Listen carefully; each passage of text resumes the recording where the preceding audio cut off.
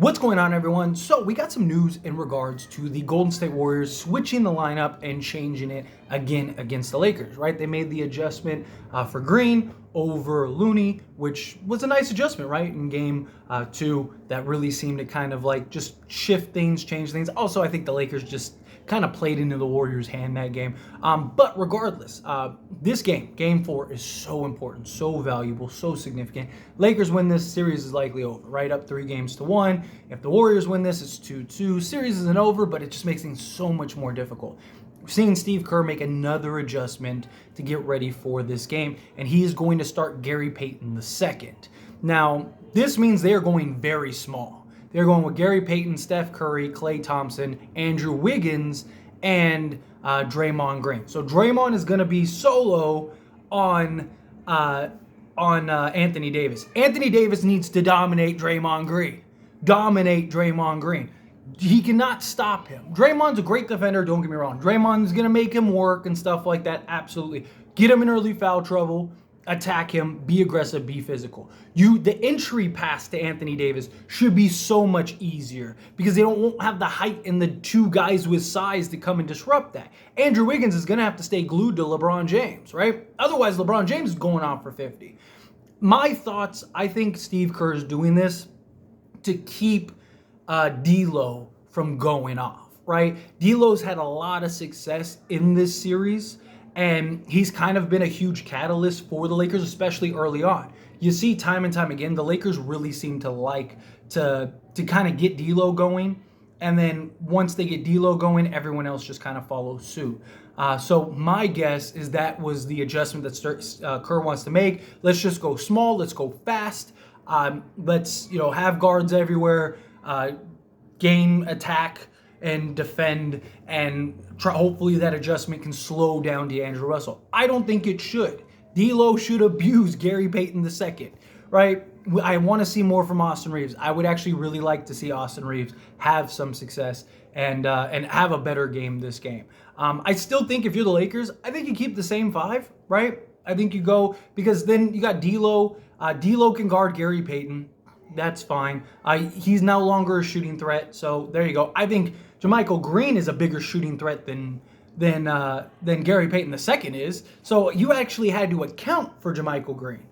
So you don't really have to account on the offensive end for Gary Payton. So I expect D'Lo, Gary Payton. You could have Reeves continue guard Steph, right? Because that was the whole thing, the Draymond pick and roll. Right? Yeah, he was guarding Steph, so that way they could just switch, and then there you go, right? That's probably my guess. LeBron will end up guarding Andrew Wiggins, and then I imagine they'll still kind of have that Vanderbilt on Draymond type thing. However, I also think another reason they countered this is so Anthony Davis can't. They can't put Vanderbilt on Draymond Green, right?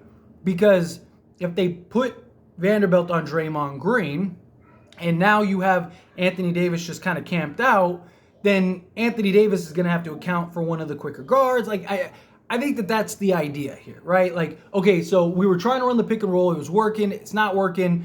They switched Vanderbilt. So let's just put Draymond at the 5 rather than the 4.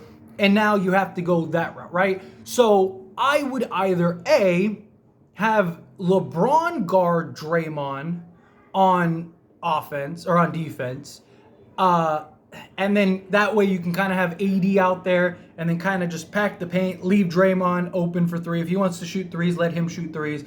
Gary Payton wants to shoot 3s, you let him shoot 3s, and just kind of worry about Steph and Klay out on the perimeter and allow Anthony Davis to kind of pack it in. D'Lo can kind of be in that help defender, or you can have D'Lo on Klay. He was having some success. I think you could go that route. So that's my guess. Is like, let's just go. We're not going to beat them. We can't outsize the Lakers. Let's go super small. Let's add Gary Payton for defense against the guards, because the guards have been a huge factor in this series. And it's what I said even before the series began. I know that the Warriors have Steph Curry, Klay Thompson, Jordan Poole, all those guys, but they can't defend anybody. And you've seen D'Lo get whatever he wants.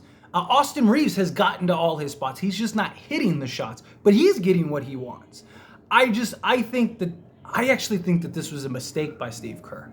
I think he was better off either reinserting Looney and just playing that route and just packing AD and making other guys beat you, or B, stick with the starting five with Green and go that route, or go Poole so you get some more offense.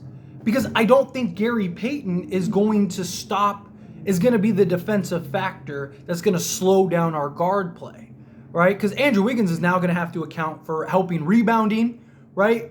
Because the thing, at least with Looney, you get the offensive rebounds, you get just some size and some toughness down low. I mean, he's not huge, right? He's undersized, but it's still a big body that can help kind of crash Anthony Davis and stuff. Now Draymond's going to have to solo AD all game. I just think that that's a mismatch, right? Anthony Davis should abuse that.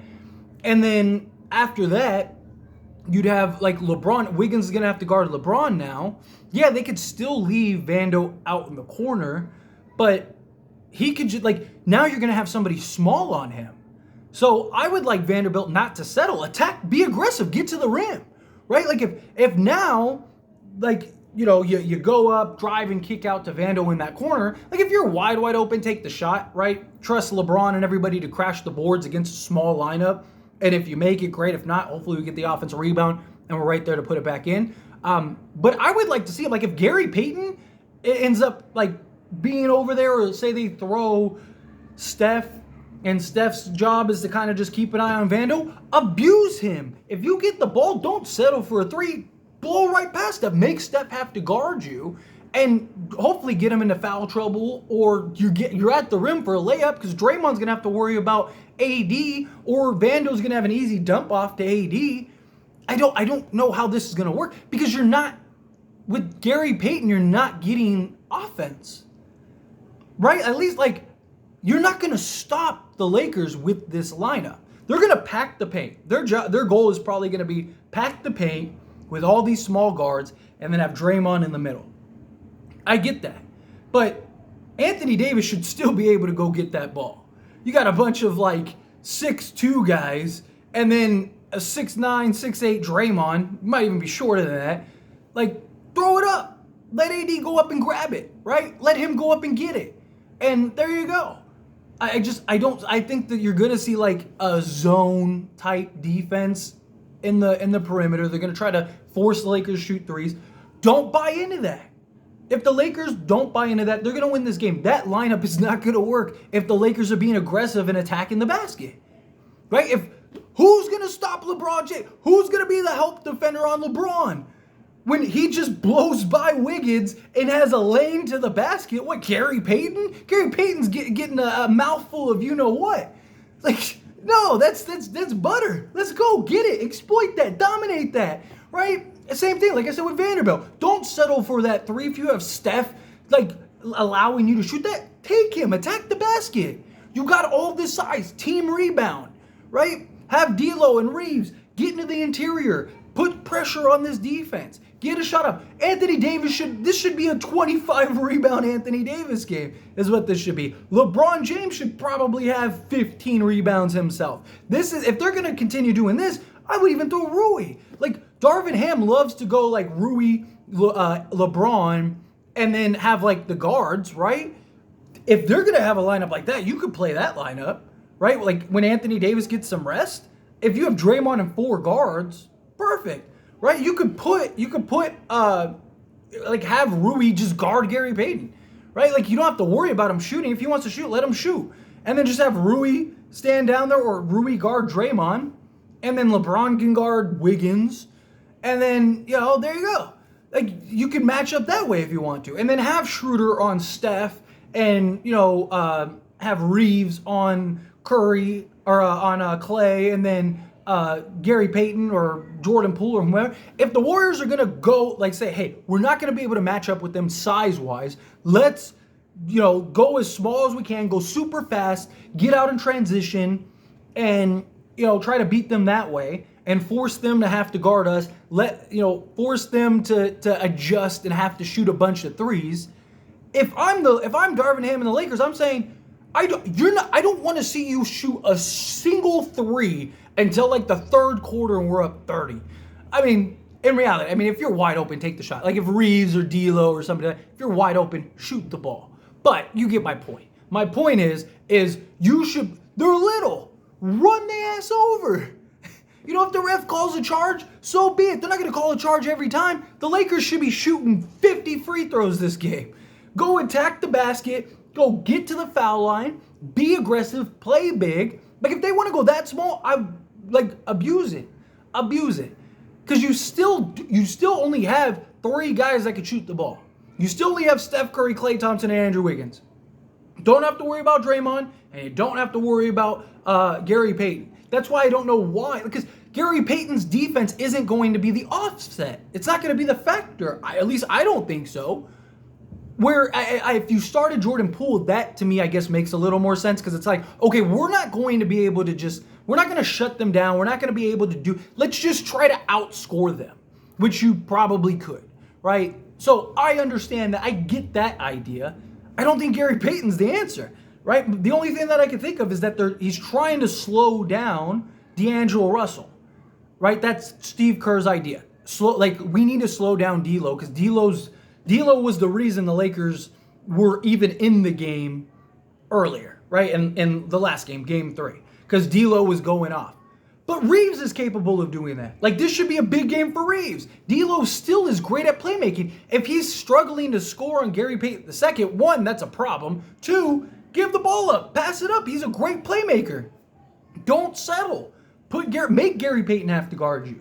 Right? Make these guys have to guard you. Pretty confident Steve Kerr's just going to pack the paint and try to force the Lakers to shoot. If the Lakers play into that, then they're probably going to lose this game. But if they say, dude, we're the Monstars compared to these guys. Like we have like 70 feet collectively on these guys. Abuse that. Take advantage of that. Throw the ball up to AD and let him go get it. Right? Or he's going to go to the foul line. If you throw it up to the basket and let Draymond Green isn't out jumping Anthony Davis. Right? Like Gary Payton isn't out jumping Anthony Davis. Put the ball high, let AD go up and get it, and then don't even bring the ball down. Just, what was it? Bill Walton would just grab it and put it right back up. Or Danny Ainge used to do the same thing. Do that. Get the ball. Oh, you guys are too little, and put it in the basket. Right? Like, this should be cake. Right? That's what I want to see. But anyway, just want to give you guys a little update. As always, this is a discussion, so I pass the question to you. Let me know your thoughts and opinions down in the comments below. What do you think of this adjustment? You think it makes sense? You think it doesn't? I mean, I get why Steve Kerr's doing it. I just don't think it's going to work unless the Lakers buy into it. Right? If the Lakers buy into it, I think, yeah, of course it'll work. And then Steve Kerr will look like a genius. But in reality, I don't think it's going to work. But anyway, love to hear your thoughts and opinions. Let me know however you feel down in the comments below.